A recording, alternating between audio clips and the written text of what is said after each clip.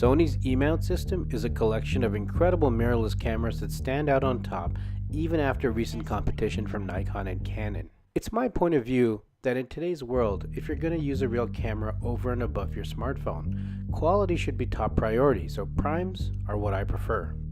I also want the picture to have as different a look as possible, so I'm looking for large aperture lenses for the most part. With that said, here's my list of the best lenses for full frame E-Mount. I'll be ranking these from longest focal length to shortest focal length. The G Master will cost you quite a bit more than the other 85mm options for the Sony system. However, to me, if you're gonna go with an 85mm, it should be at least a 1.4 because you're looking for that shallow depth of field. And for me, the main difference was when you step back further and take like a full body shot of a person. I really want to see that shallow depth of field, so I noticed that the biggest differences can be found when you step back a bit further, and that's where you really see the shallower depth of field with the 1.4 versus the 1.8.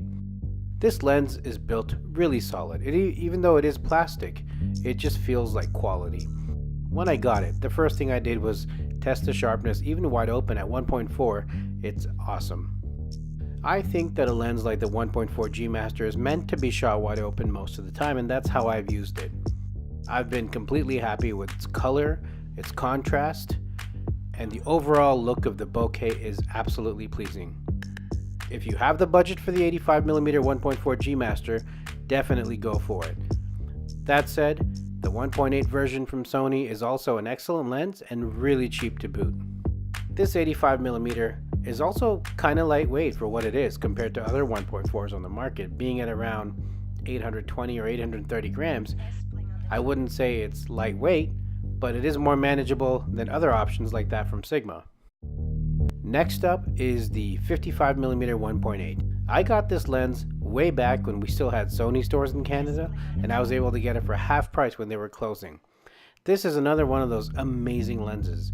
It is super sharp wide open at 1.8, and the contrast and color that this lens delivers is the reason why it makes this list. Zeiss lenses have a particular look to the color and contrast, and this lens really delivers on that pop. I really like the weight being at about 300 grams. It's pretty lightweight, matches up really well with the Sony bodies. Many people consider this focal length to be a normal lens, and for them it's great. I find it to be a decent in-between. I really just love the look of the colors and the contrast from this lens, and so I try to use it every opportunity I can. Whether it's wide open or whether it's stopped down to f8, this is a fantastic lens. I would say the only downside would probably be the price. Next up, we're at the lens that I find most impressive, which is the new 24 1.4 G Master. This lens is not only optically superb, it only weighs 445 grams, which is unprecedented for a lens of this type. And what I like about this type of lens is that you can use it in full frame mode and get your 24mm 1.4, or you can use it in your crop mode and get a 36mm equivalent, f2 equivalent sort of picture. And since we don't have an f2 35mm lens, this does double duty. I've been looking at picking up a 35mm 1.4, but the weight and the size keep me away a little bit. With this new release, it's an insta-buy for me. And finally, we arrive at my ultra-wide lens of choice, the Voigtlander 15mm for E-Mount. This amazing little lens may not be the obvious choice for most people. You're likely to look at the 16-35 f4, you're likely to look at the 16-35 f2.8, you're likely to look at the baddest 18mm 2.8, and there's even other manual focus choices. For example, there's the Laowa 15mm f2, and there's the brand new Laowa 10-18. For me, each of those lenses has a bit of an issue. The 16-35 f4 is a decent enough lens, but it's not as sharp as I would like at focal lengths other than 16mm. It's also a little bit bulky and a little bit heavy. As for the 2.8 version, I think it's better than the f4. It only weighs about 100 or 150 grams more, but you have that 2.8 advantage. If you're not looking to buy any other primes in the wide angle area, this is a pretty good choice.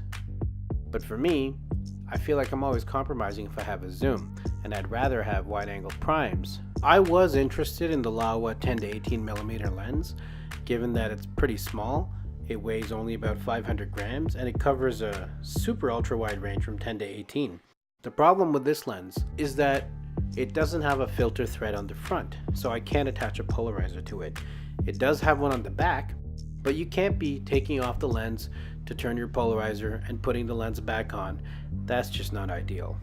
Another problem is that it has no electronic contact, so it doesn't pass through any EXIF data, which means that your newer Sony body won't know what the focal length is and it won't be able to do the image stabilization properly. You'll need to put it in manually. The 15mm Voigtlander lens is an excellent ultra-wide lens. Yeah, it is manual focus, but it is so easy to use that you pretty much just set it and forget it, and you're good to go. This lens is built like a tank and still weighs only about 300 grams, and it's really small. So it's really easy to just chuck into a bag even when you don't think you have room for it. All things considered, the Voigtlander seems to be the best option for me, and maybe for you.